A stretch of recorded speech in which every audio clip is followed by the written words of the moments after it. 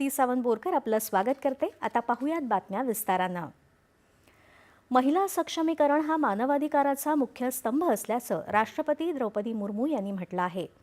मानवाधिकारामुळे लोकशाहीला प्रोत्साहन मिळतं असंही त्या म्हणाल्या। जागतिक मानवाधिकार दिनानिमित्त नवी दिल्लीमध्ये भारत मंडपम इथं राष्ट्रीय मानवाधिकार आयोगाच्या वतीनं आयोजित मुख्य समारंभात त्या आज बोलत होत्या। बेटी बचाओ बेटी पढाओ या अंतर्गत मुलींच्या शिक्षणाला प्राधान्य मिळालं आहे।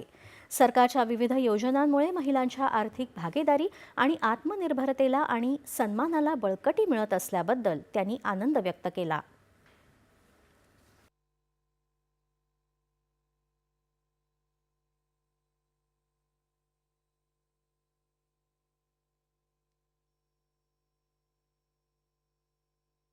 महिलाओं का सशक्तिकरण और कल्याण मानव अधिकार के प्रमुख आधार स्तंभ है।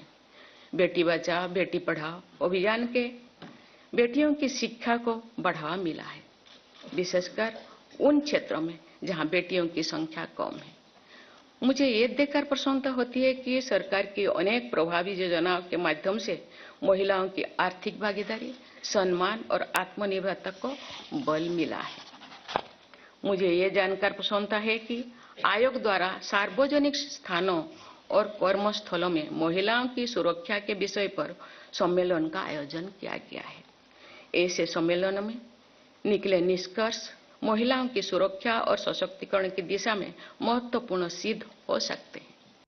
ये बड़ी संतोष की बात है कि पिछले कुछ वर्षों के दौरान राष्ट्रीय मानवाधिकार आयोग ने अनुसूचित जाति तथा अनुसूचित जनजाति समुदायों के लोगों तथा महिलाओं और बच्चों से जुड़े अनेक विषयों का स्वयं संज्ञान लिया है।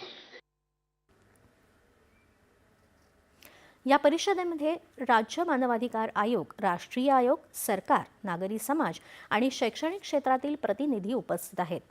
सर्वांसाठी आवश्यक जनसेवांची उपलब्धता निश्चित करणं ही या वर्षीच्या मानवाधिकार दिनाची मध्यवर्ती संकल्पना आहे। संयुक्त राष्ट्रसंघानं मानवाधिकारांची घोषणा केल्यानंतर मानवाधिकारांबाबत जाणीव जागृती करण्यासाठी 1950 पासून दरवर्षी 10 डिसेंबरला हा दिवस साजरा केला जातो। लोकसभेमध्ये निवडणूक सुधारणांविषयी